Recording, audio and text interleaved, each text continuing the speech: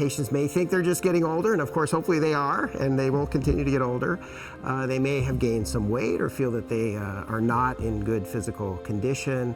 They may actually think that smokers should have a little bit of shortness of breath normally. So we know that these are some of the things that people attribute those symptoms to, but how can we help them move beyond that to understand they may have disease? Well, one of the things that I really want to stress is I have people come and say, oh, well, when I ask about cough, oh, yeah, I have a little smoker's cough.